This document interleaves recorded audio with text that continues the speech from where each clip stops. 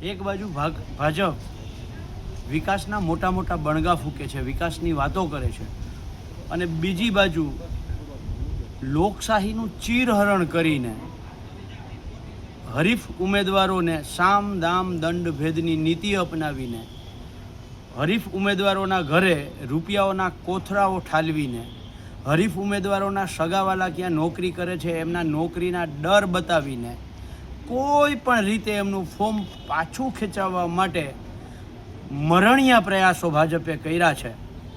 આ શું કામ કરવા પડ્યા છે? જો તમે વિકાસ જ કર્યો હોય તો હરીફ ઉમેદવારોને શા માટે તમે આટલા પ્રયત્નો કરી અને એમના ફોર્મ પાછા ખેંચાવ્યા છે? જો તમે વિકાસ કર્યો હોય તો સ્વેચ્છાએ કહેવું જોઈએ કે આવો આપણે લોકશાહી ઢબે ચૂંટણી લડીએ.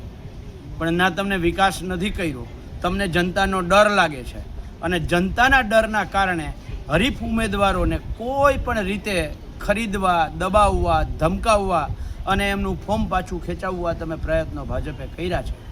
પણ મને પૂરો વિશ્વાસ છે જેટલા ઉમેદવારો અત્યારે ટકી ગયા છે, આ તમામ ઉમેદવારોની તરફેણમાં